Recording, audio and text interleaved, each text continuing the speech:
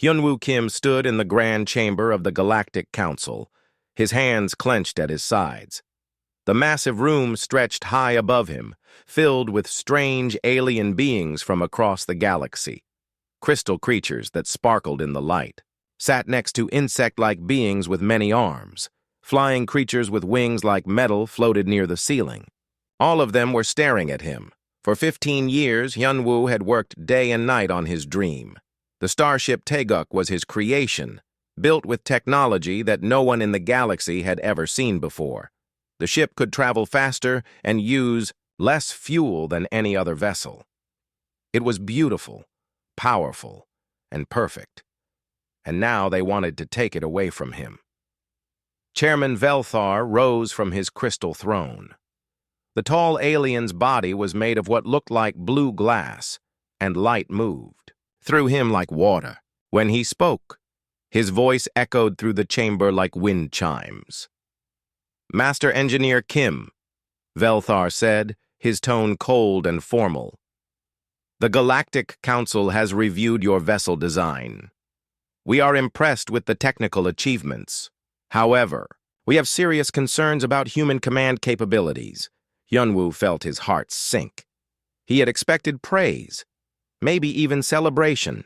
Instead, he was hearing words that sounded like a death sentence for his dreams. The Taeguk represents advanced technology that requires sophisticated mental processes, Velthar continued. Humans, while adequate as technicians and builders, lack the complex neural architecture necessary for commanding such vessels. Your species thinks too simply, too emotionally. You cannot handle the responsibility. Angry voices rose from the human section of the chamber. So young Park, Hyunwoo's closest friend and co-engineer, jumped to her feet. "That's completely wrong," she shouted. "Hyunwoo designed every system on that ship. No one knows it better than he does." Taemin Lee, their navigator, stood up next to her. "We've run hundreds of simulations. Our success rates are higher than any alien crew you've tested." But Velthar raised one crystal hand, and the chamber fell silent. "The decision has been made. Captain Lornex of the Zephyrian Empire will take command of the Taeguk. He has 20 years of experience commanding advanced vessels. His crew has been carefully selected from the most skilled species in the galaxy." Captain Lornex stepped forward. He was another crystal being like Velthar, but his body was green instead of blue. His face showed no emotion as he looked at Hyunwoo. "I thank the Council for this honor. The vessel will be put to good use serving galactic interests." "What about my crew?" Hyunwoo asked, his voice barely steady. "They know the ship better than anyone." "Your crew will be replaced," Velthar announced. "Chief Engineer Kixtal will handle all technical matters." A large insect-like creature with 6 arms clicked its mandibles in what might have been satisfaction. "Navigator Corbeth will handle all course plotting." Another crystal being nodded. "However," Velthar continued, "we recognize that some human knowledge may be useful during the transition period. One human will be allowed to remain aboard as a junior maintenance technician. Ji Haye Choi has been selected for this role." Ji Hai was Hyunwoo's former student, a young engineer who had helped build several of the ship's key systems. She looked shocked and frightened as all eyes turned to her. Hyunwoo caught her gaze and gave her a small nod. At least one human would remain with his ship. "This is insane," So Young said, her voice shaking with anger. "You can't just steal someone's work like this." "We are not stealing anything," Velthar replied calmly. "Master Engineer Kim and his team have been well compensated for their technical services. The vessel now belongs to the Galactic Council. Our decision is final." Security guards began moving toward the human section. Hyunwoo realized that arguing further would only make things worse. He looked at his crew, his friends who had worked so hard to make his dream real. So Young had tears in her eyes. Taemin looked ready to fight the guards. Ji Hai appeared terrified. "It's okay," Hyunwoo said quietly. "We have to accept this." But as he spoke, he caught So Young's eye and gave her a very specific look. It was a look they had shared many times during their years of working together. It meant, "Trust me, I have a plan." So Young's expression changed slightly. She had understood. The guards escorted the human crew toward the exit. As they walked, Hyunwoo managed to whisper to Ji-hai, "Remember what I taught you about the ship's personality? She doesn't like strangers." Ji-hai nodded, understanding more than her frightened expression showed. As they left the chamber, Hyunwoo took one last look at his beautiful ship through the massive viewing windows. The Taeguk was sleek and white, with curves that seemed to flow like water. She was the most advanced vessel ever built, and she was his greatest achievement. But she was also much more than the aliens realized.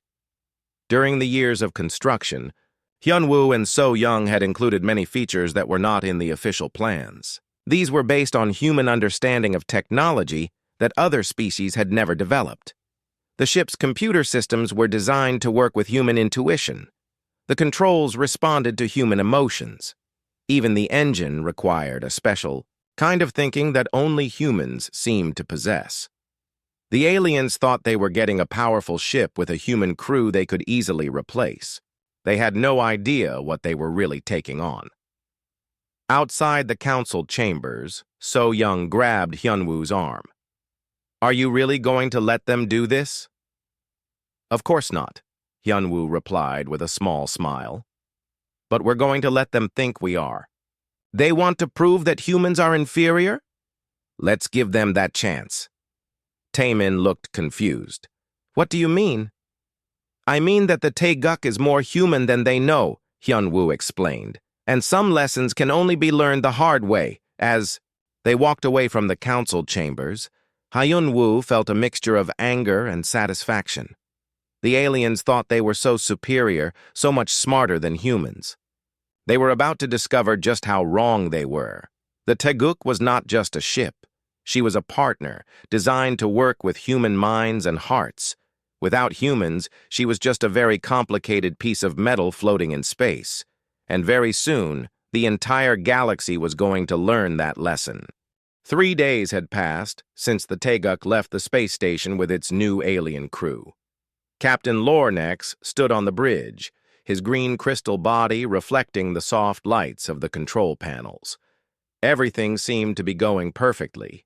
The ship was fast, efficient, and powerful, just as the human engineer had promised. "Status report," Lornex commanded in his clear, ringing voice. "All systems operating within normal parameters," reported Navigator Corbeth, another crystal being with a blue tint to his body. "We are maintaining excellent speed toward the Andromeda Gateway. Estimated arrival time, 4 days, 6 hours. Chief." Engineer Kickstall clicked his mandibles in satisfaction. The large insect-like alien had 6 arms that moved constantly over his control panels, checking and rechecking every system. "Engine efficiency is remarkable. Fuel consumption is 40% below standard rates. The humans may be primitive, thinkers, but they certainly know how to build machines." The bridge crew consisted of the finest officers from across the galaxy. Besides the 3 Zephyrians, there was Mektar, a floating jellyfish-like creature who handled communications. His translucent body pulsed with different colors as he monitored radio signals from across space. There was also Vexith, a tall, thin alien with gray skin and large black eyes who managed the ship's sensors and scanning systems. In the lower levels of the ship, Ji-hai Choi worked quietly in the maintenance sections. The other crew members barely noticed her. To them, she was just a junior technician, a leftover human who might be useful for simple repairs. They had no idea that she understood every system on the ship better than all of them combined. By the end of the 3rd day, small problems began to appear. "Captain," Corbeth called out, a note of confusion in his voice. "The navigation computer is showing some unusual readings. Star positions seem to be shifting slightly." Lornex moved to the navigation station. "Shifting how?" The computer keeps making small corrections to our course. Nothing major, but the automatic systems seem to be compensating for errors that shouldn't exist. It's as if the ship thinks we're slightly off course, even though all instruments show we're perfectly on target. Chief Engineer Kixtal's 6 arms moved faster across his controls. I'm seeing similar issues in the engine room. The quantum drive is making harmonic frequencies that don't match any known patterns. The computer keeps adjusting power levels automatically, but I can't determine why. Are these problems dangerous? Lornex asked. Not dangerous, Kixtal replied, his insect eyes reflecting uncertainty. Just strange. The ship seems to be running its own diagnostics and making its own adjustments. The systems are more independent than I expected. On the 4th day, the problems became more noticeable. Mektar's jellyfish body flashed bright red as he received an error message. Captain, the communication system just switched languages on its own. It's now displaying all messages in what appears to be Korean text. Korean? Lornex asked. That's a human language, isn't it? Yes, sir. I'm trying to change it back, but the computer isn't responding to my commands. Vexith looked up from his sensor station, his large black eyes wider than usual. Sir, I'm getting similar issues. The scanning system keeps focusing on objects that aren't there. It's like the computer is looking for something specific, but I can't determine what. Chief Engineer Kixtal was becoming increasingly frustrated. Every time he fixed one small problem, 2 more appeared somewhere else. The ship's systems were interconnected in ways that seemed to defy logic. When he adjusted the power flow to stop an error in the engine room, the lights on the bridge would flicker. When he recalibrated the navigation sensors, the air recycling system would make strange noises. This is impossible, Kixtal muttered, his mandibles clicking rapidly. The ship's systems are designed in a completely irrational way. Everything is connected to everything else. How did the humans ever make this work? Down in the maintenance levels, Jihai heard Kixtal's complaints through the communication system. She smiled to herself as she continued her work. The aliens were discovering that human engineering was very different from what they were used to. They built their machines like collections of separate parts that worked together. Humans built their machines like living things, where every part was connected to every other part. On the 5th day, Captain Lornex called a meeting in the conference room. I want to know what's happening to this ship, he said, his crystal form darkening with stress. These problems are getting worse, not better. Kixtal spread out holographic displays showing the ship's systems. Captain, I've been studying the human design principles. Their approach to engineering is completely different from ours. They don't build machines that simply follow orders. They build machines that think. Think? Corbeth asked. You mean artificial intelligence? Not. Exactly, Kixtal replied. It's more like intuition. The ship's computer doesn't just process data logically. It seems to make decisions based on patterns and feelings that I can't understand. It's as if the ship has preferences. That's ridiculous, Lornex said. Machines don't have preferences. This one does, Vexith added quietly. I've been monitoring the ship's behavior patterns. It responds differently to different crew members. When I give it commands, there's always a slight delay, as if it's reluctant to obey. But when the human technician works with the systems, they respond immediately. All eyes turn to consider this information. The idea that a machine could have opinions about its crew was disturbing to the alien officers. Perhaps we should consult with the human, Mektar suggested, his jellyfish body pulsing thoughtfully. She might understand these systems better than we realized. Captain Lornex's pride bristled at the suggestion. Absolutely not. We are perfectly capable of operating this vessel. The humans built it, but we are superior operators. These are simply technical difficulties that we will overcome with proper analysis and logic. But as the 5th day continued, the problems multiplied. The ship's artificial intelligence began responding to commands with increasing delays. Sometimes it would misunderstand simple instructions, turning left when told to turn right, or increasing speed when told to decrease. The quantum drive's strange harmonics were getting louder and more complex. By the end of the day, Navigator Corbeth made a disturbing discovery. "Captain," he said, his voice tight with worry, "I've been analyzing our course corrections over the past 2 days. The ship has been making tiny adjustments that are so small we didn't notice them individually. But when I add them all together—" "What?" Lornex demanded. "We've been flying in a very gradual spiral. We're not heading toward the Andromeda Gateway anymore. We're heading toward empty space." The bridge fell silent, except for the strange humming of the quantum drive.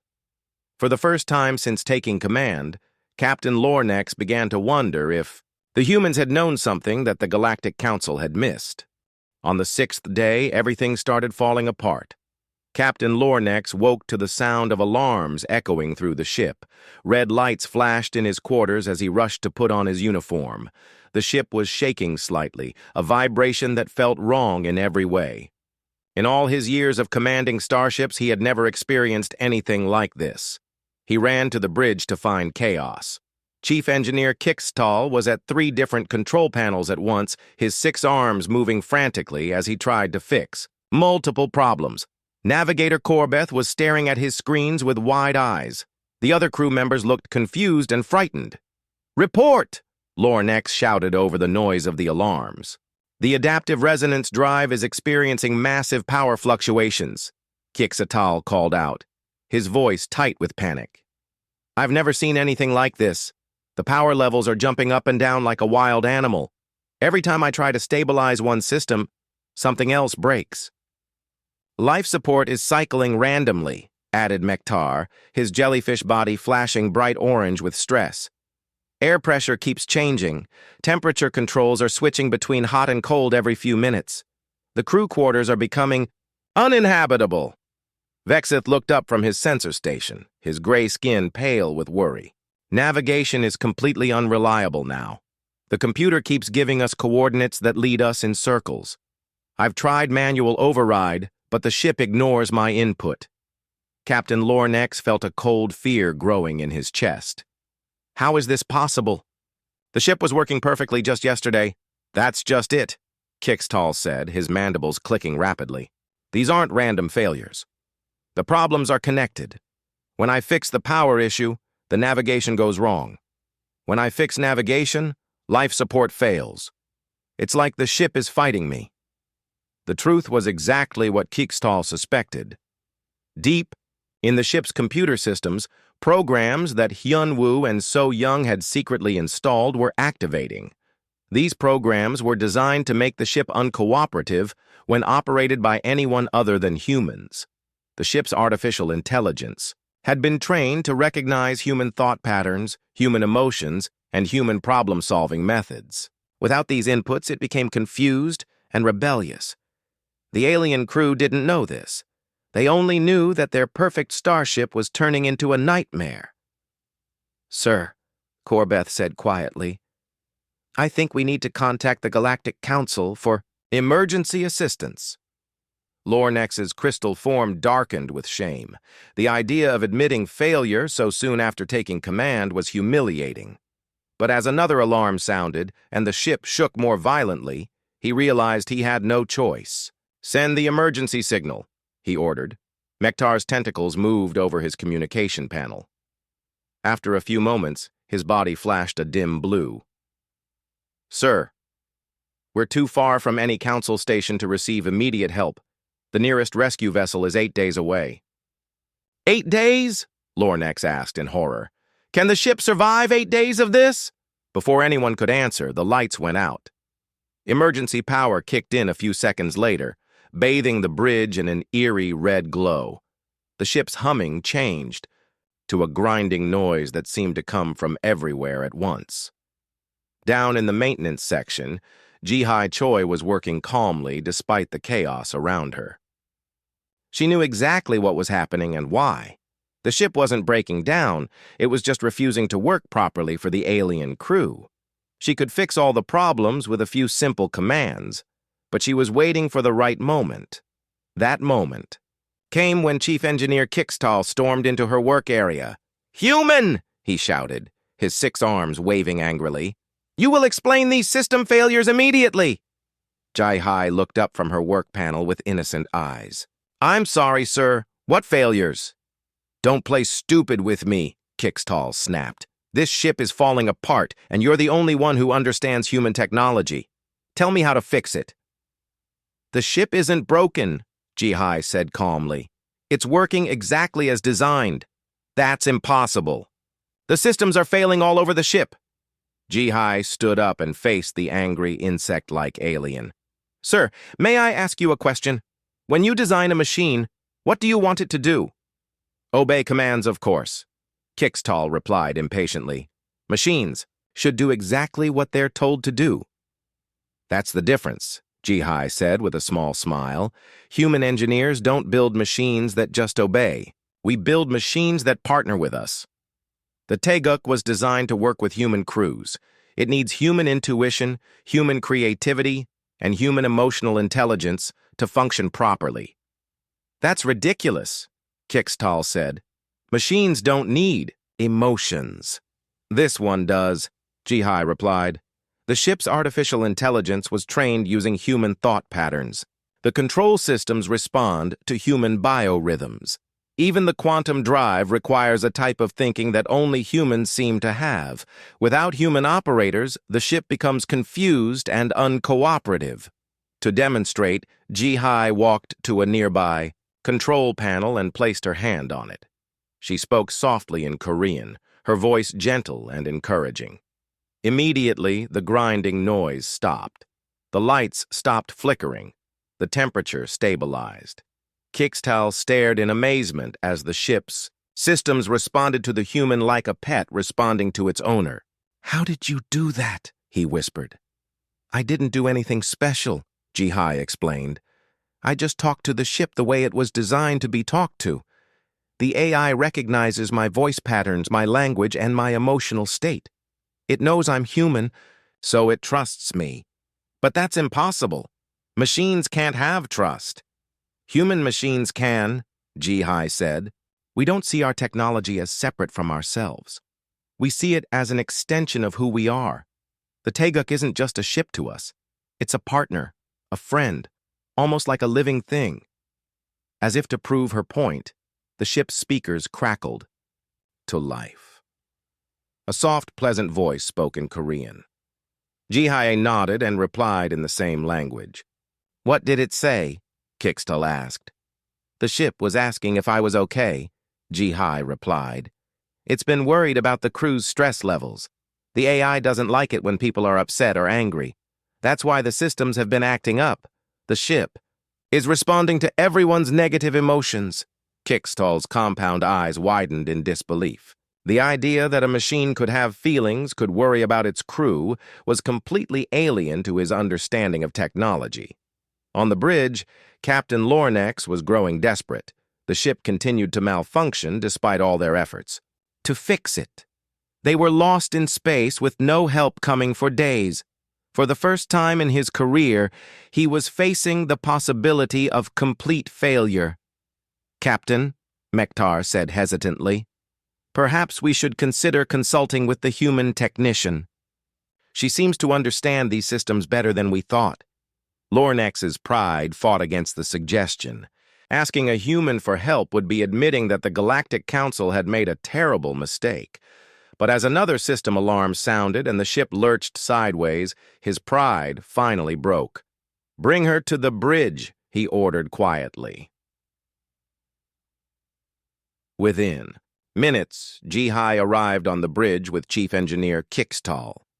The young human looked small and insignificant compared to the large alien officers, but there was a confidence in her eyes that hadn't been there before. "Human," Captain Lornex said, struggling to keep his voice steady. "We need your assistance with these technical difficulties." Jai-Hai looked around the bridge at all the flashing warning lights and error messages. Then she walked to the main control console and placed both hands on it. She closed her eyes and spoke softly in Korean. Slowly, all the alarms stopped. The warning lights turned off one by one. The ship's humming returned to its normal, pleasant sound.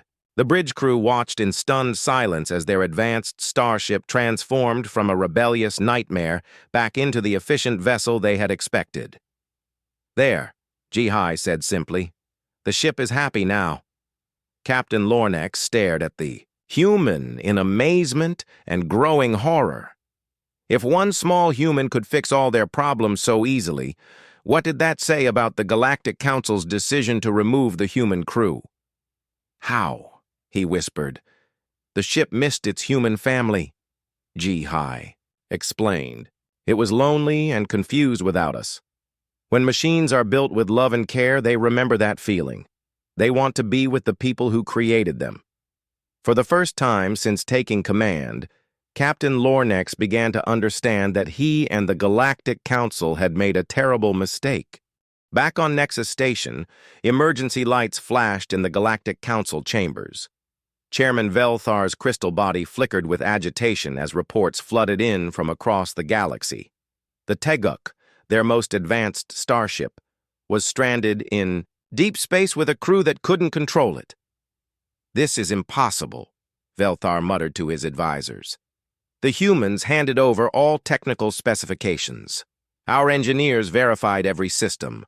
How can our most qualified officers be unable to operate a simple starship? Counselor Thexran, an elderly crystalline being with centuries of experience, shook his head slowly. "Perhaps it isn't as simple as we thought, Chairman. The humans warned us that their technology was different." "Different, yes, but not impossible," Velthar snapped. "We are the most advanced civilizations in the galaxy. We have operated starships for thousands of years. A primitive human design cannot defeat our expertise." But the reports kept coming. The Teguk was dead in space. Captain Lornex had admitted that only the human technician could make the systems work properly. The ship that was supposed to prove human inferiority was instead proving something else entirely. "Sir," a junior council member said hesitantly, "Captain Lornex is requesting immediate assistance. He suggests that we recall the original human crew." Velthar's form darkened with anger and embarrassment. The idea of begging humans for help was humiliating. But with the most advanced ship in the galaxy helpless in space, he had little choice. "Send an emergency message to the human engineer," he ordered through gritted teeth. Tell him we require his technical consultation." Meanwhile, on Earth, Hyun-Woo Kim was in his workshop when the message arrived. He was surrounded by blueprints and computer screens working on improvements to human technology. So-Young Park and Tai-Min Lee were with him, along with several other human engineers who had heard about the Teguk incident. "Sir," his assistant said, handing him a communication device. "Urgent message from the Galactic Council." Hyun-Woo read the message and smiled. "They want our help," he announced to the room. So-Young laughed. "Already? I thought it would take them at least a week to admit they were wrong." "What are you going to do?" Tai-Min asked.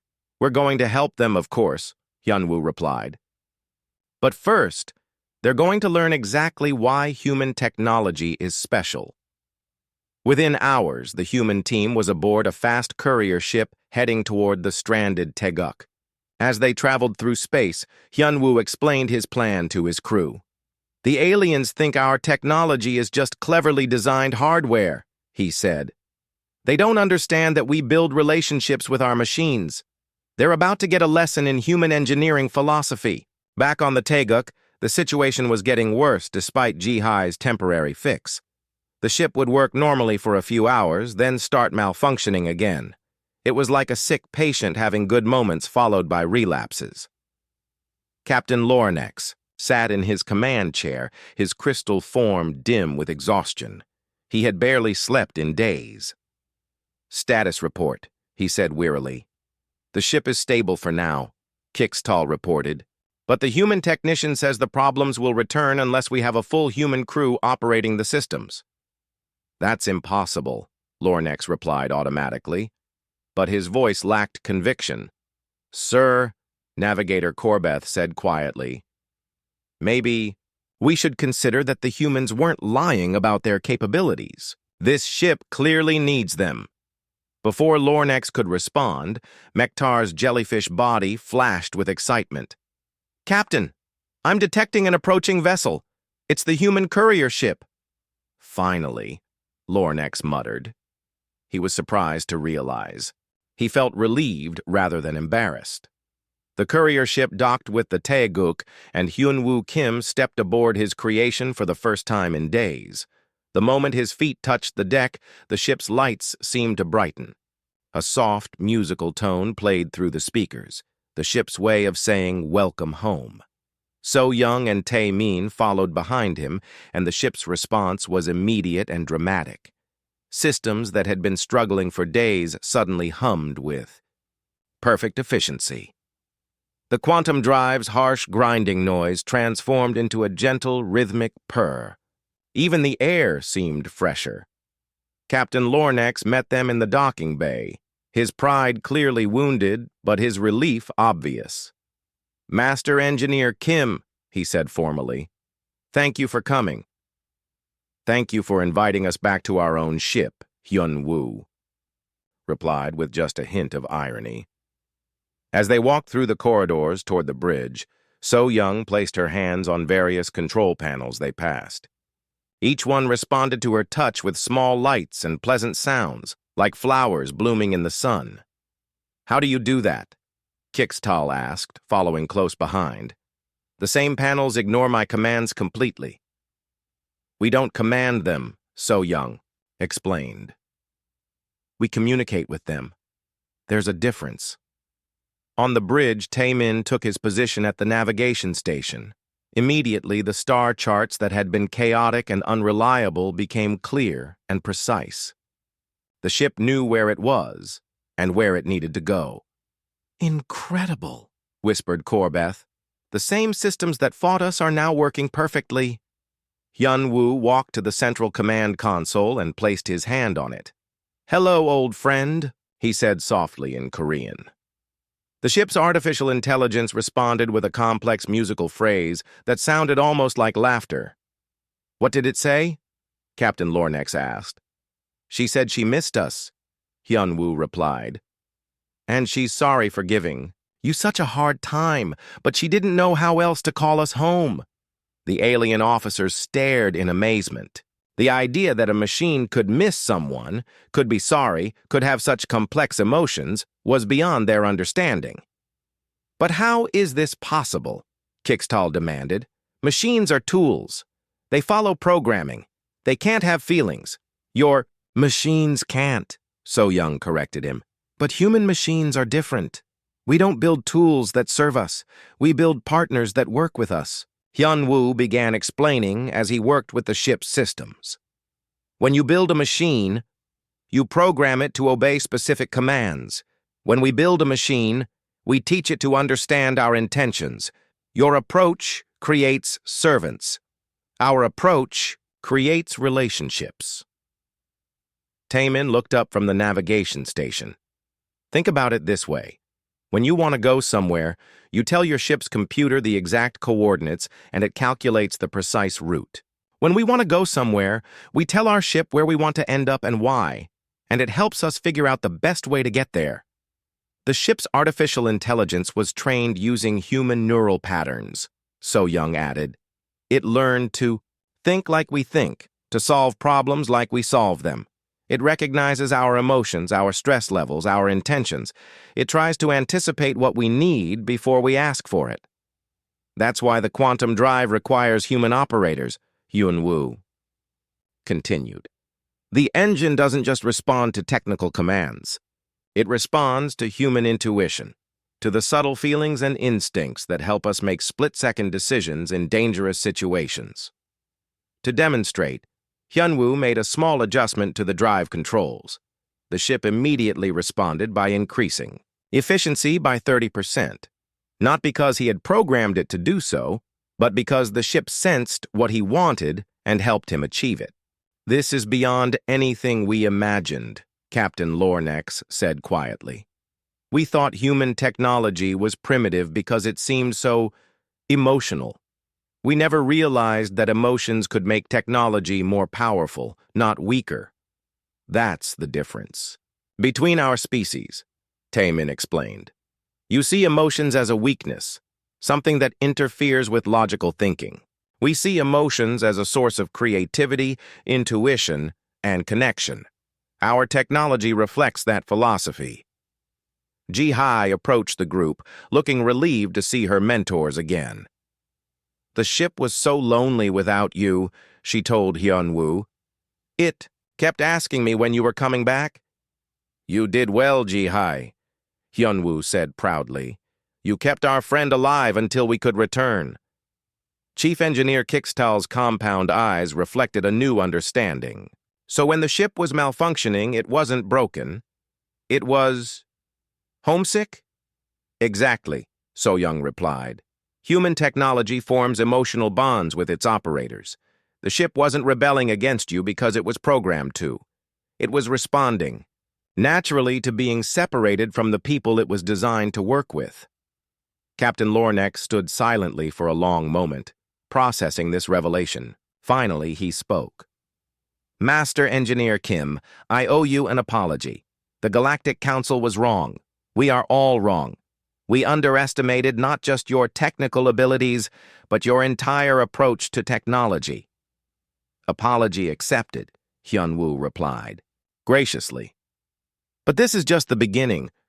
If you really want to understand human technology, we have a lot more to show you." With the human crew back aboard, the Taeguk transformed from a struggling, rebellious machine into the most efficient starship any of the aliens had ever seen. Captain Lornex watched in amazement as efficiency readings climbed 50%, higher than anything his crew had achieved. Hyun-woo worked at the main engineering console with an ease that seemed almost magical. His hands moved across the controls like a musician playing a favorite song. The ship responded to his every touch with perfect harmony. "So-young, can you check the quantum resonance chambers?" he asked without looking up from his work. "Already." "On it," So-young replied from across the bridge. She was monitoring 3 different systems at once, her attention split between multiple tasks that would have overwhelmed most engineers. "Resonance is stable and climbing. We should reach optimal efficiency in about 10 minutes. Taemin sat at the navigation station with a smile on his face. "Course correction complete. We're now heading directly for the Andromeda Gateway. Estimated arrival time, 2 days, 14 hours. 2 days? Captain Lornex asked in surprise. "My navigator estimated 4 days minimum." "Your navigator was using standard mathematical calculations," Taemin explained. "I'm using intuitive space-time navigation. The ship and I work together to find shortcuts that pure mathematics might miss." Chief Engineer Kickstail moved his 6 arms frantically over his instruments, trying to understand what he was seeing. "This is impossible. The power efficiency readings are beyond anything in our engineering manuals. How are you achieving these results?" "We're not fighting the ship," So-young explained patiently. "We're dancing with it. Every system on this vessel was designed to work in harmony with human biorhythms, human emotions, and human intuition. But that makes no sense from an engineering perspective," Kixtal protested. "Emotions are unpredictable. How can you base technology on something so unreliable?" Hyun-woo looked up from his console. "Emotions aren't unreliable. They're a form of intelligence that your species hasn't learned to use. Human emotions help us recognize patterns, make quick decisions, and solve problems that pure logic can't handle." To demonstrate, Hyun-woo placed his hand on a diagnostic panel and closed his eyes. "The ship is telling me that there's a small imbalance in the 3rd quantum chamber. It's not serious yet, but it will become a problem in about 6 hours if we don't address it." Kixtal quickly checked his instruments. "I see no indication of any problem in that chamber." Your instruments measure what has already happened, So Young said. Hyunwoo is feeling what's beginning to happen. The ship's sensors detect changes at the quantum level that don't show up on conventional scanners until much later. She walked over to the chamber controls and made a tiny adjustment. There, problem solved before it became a problem. But how? Kixtal demanded. How can you feel quantum fluctuations? The same way you can feel changes in air pressure before a storm, Taemin replied. Humans are very good at sensing subtle patterns and changes. We built our technology to amplify that natural ability. Captain Lornex had been listening to this exchange with growing wonder and fear. Are you saying that human technology is superior to ours? Not superior, Hyunwoo corrected. Different. Your technology is based on logic, precision, and control. It's very good at following exact instructions and performing specific tasks. Our technology is based on intuition, adaptation, and partnership. It's very good at solving unexpected problems and growing beyond its original design. Think of it this way, So Young added. Your starships are like very advanced calculators. They can perform incredibly complex operations, but only the operations they were programmed to perform. Our starships are like very intelligent friends. They can learn new things, adapt to new situations, and even surprise us with creative solutions. Ji Hae approached the group, carrying a data pad with system readings. The ship's AI wants to show you something, she announced. Show us what? Lornex asked. A new way to navigate through the asteroid field ahead, Ji Hae replied. The ship has been thinking about it and came up with a route that's faster and safer than the standard approach. Kixtal checked his sensors. What asteroid field? I don't detect any asteroids. We won't reach it for another 8 hours, Taemin explained, but the ship is already planning ahead. It's analyzing gravitational patterns, solar wind variations, and dozens of other factors to find the optimal path. Your ship thinks 8 hours into the future? Corbeth asked in amazement. Our ship dreams about the future, Hyunwoo corrected. It imagines different possibilities and prepares for them. That's what intuitive technology does. It doesn't just react to the present, it anticipates the future. The alien officers looked at each other in confusion and awe. The idea that a machine could dream, could imagine, could plan creatively for events that hadn't happened yet, was completely outside their understanding of technology. This changes everything, Captain Lornex said quietly. If human technology can do all this, why didn't you tell the Galactic Council? We tried, So Young replied with a bitter laugh. But you wouldn't listen. You assumed that because our approach was different, it must be inferior. You judged our technology by your standards, Taemin added. It's like judging a bird by how well it swims, or judging a fish by how well it flies. Of course it seemed primitive to you. Hyunwoo looked directly at Captain Lornex. The real question is, what are you going to do with this knowledge? Are you going to report back to the Council that humans are incapable of commanding advanced vessels, or are you going to tell them the truth? Captain Lornex was quiet for a long moment. His crystal form flickered with internal conflict. Finally, he spoke. Master Engineer Kim, I have a confession to make. When the Council assigned me to command this vessel, I thought it would be easy. I believed that human technology was primitive, and that any competent alien crew could operate it better than its creators. And now? Hyunwoo asked. Now I realize that we don't just need humans to operate this ship, Lornex replied. We need to learn from humans. Your approach to technology could revolutionize everything we know about engineering. Chief Engineer Kixtal's mandibles clicked thoughtfully. Captain, if human technology is this advanced, what does that say about human intelligence? We've been treating them as inferior beings, suitable only for manual labor and simple tasks. It says we've been fools, Lornex admitted. The humans weren't hiding their capabilities from us. We simply refused to see them. Mektar's jellyfish body pulsed with a deep blue color that indicated deep thought. Sir, what about the other human technologies? If their starships are this advanced, what about their weapons, their computers, their medical equipment? That's what terrifies me, Lornex replied honestly. If we've been this wrong about one area of human achievement, how much else have we misjudged? So Young smiled. Would you like us to show you?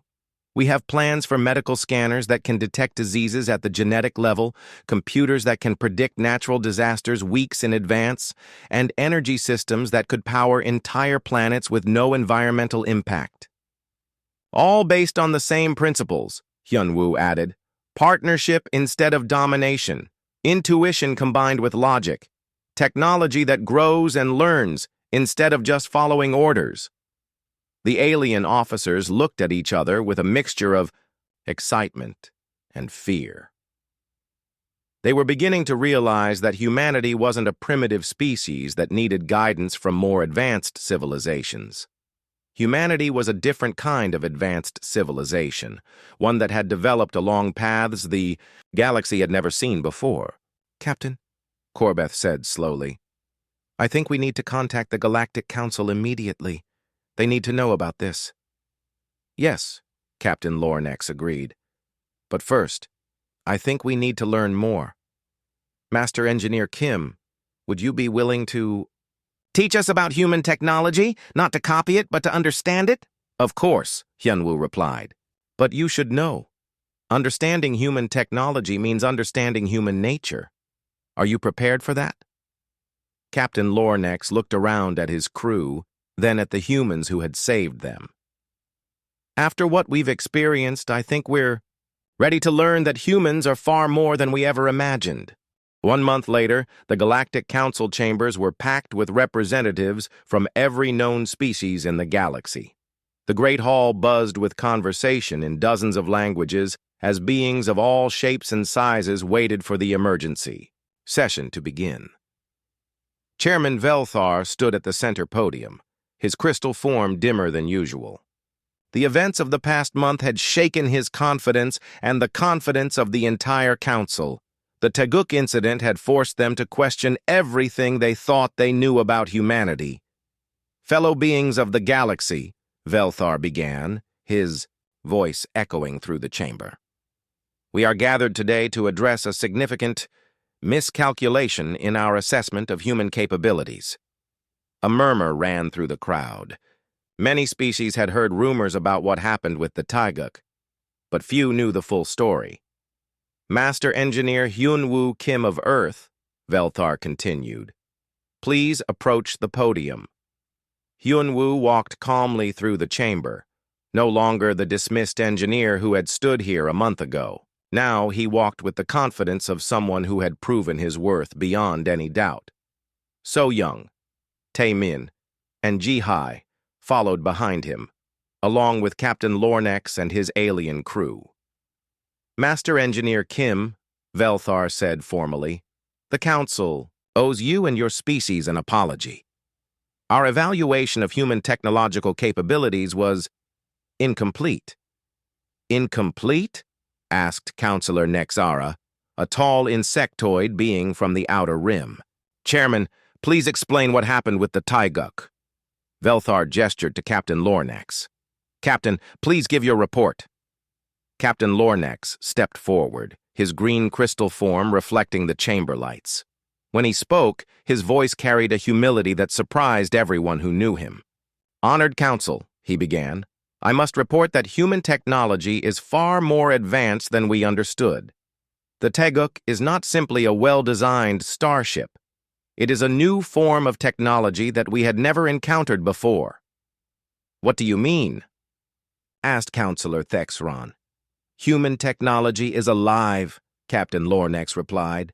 Not alive in the biological sense, but alive in ways that matter. It thinks, it learns, it forms relationships with its operators. It can solve problems that pure logic cannot handle. Chief Engineer Kixtall stepped up beside his captain. The human approach to engineering is completely different from ours. We build tools that obey us. They build partners that work with them. The results speak for themselves. Efficiency ratings 50% higher than anything we've achieved. CI. Wave of shocked murmurs swept through the chamber. 50% efficiency improvement was enormous by galactic standards. "Are you saying that human technology is superior to ours?" asked Counselor Velnix, a floating energy being from the core worlds. "Not superior," Hyunwoo replied, speaking for the first time. "Different. Our technology excels in areas where yours struggles, just as your technology excels in areas where ours might struggle. The key is understanding that there isn't just one way to build advanced technology." So, Young stepped forward. "We've brought some examples to demonstrate."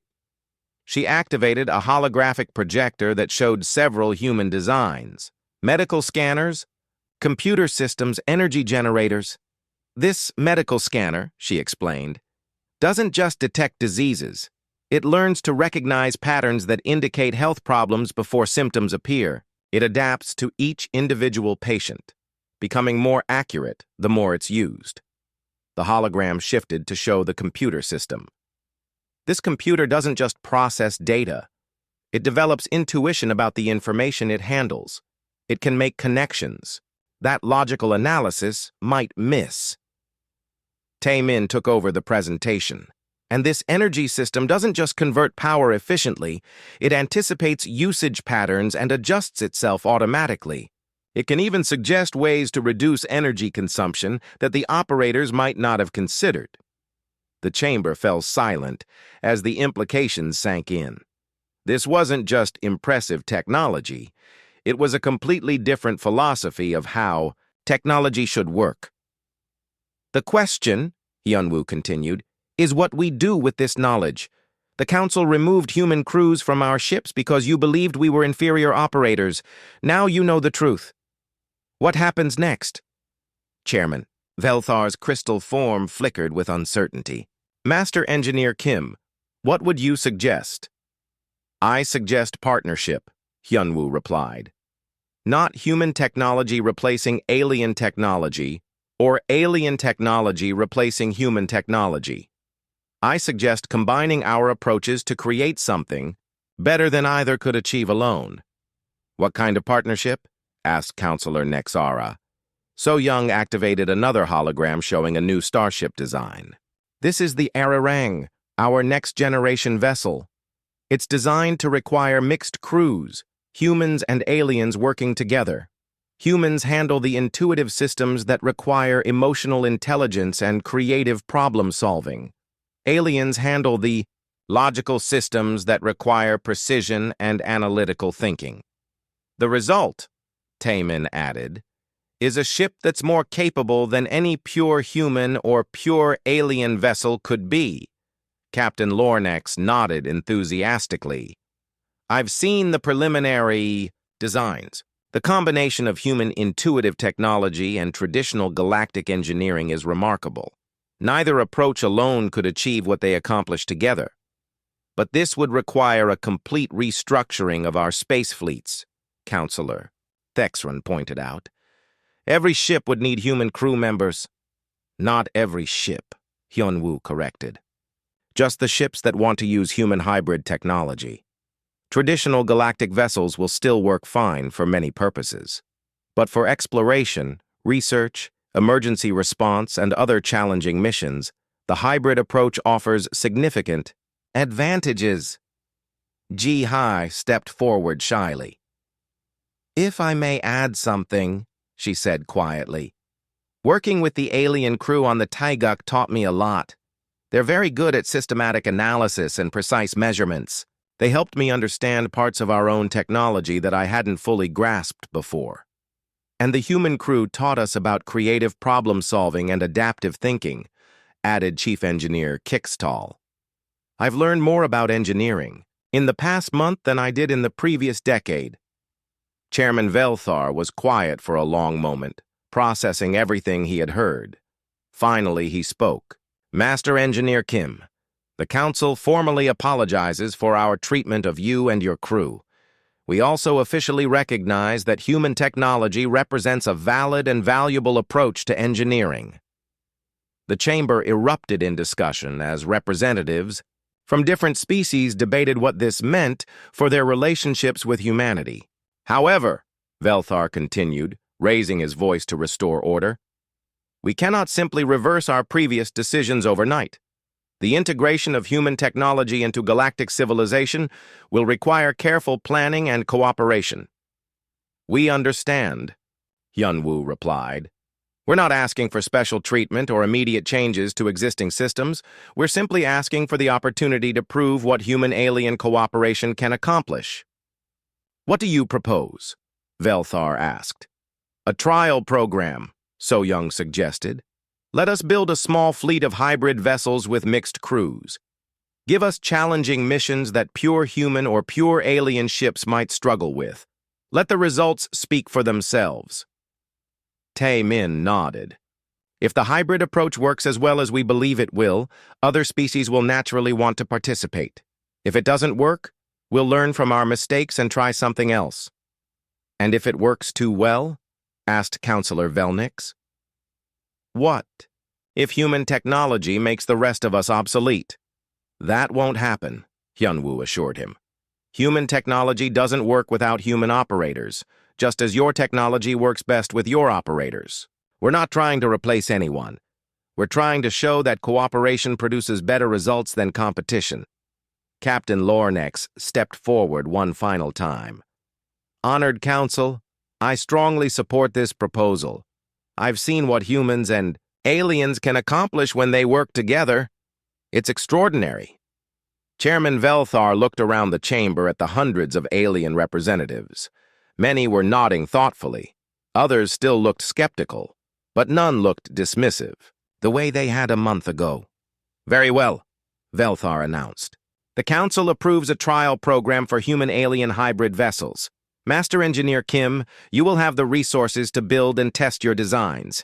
Captain Lornex, you will command the first hybrid vessel and report on its capabilities. The chamber erupted in discussion again, but this time the tone was different. Instead of dismissal or fear, there was curiosity and excitement about what this new partnership might accomplish. As the session ended and beings began filing out of the chamber, Hyun-woo stood with his crew and their new alien friends.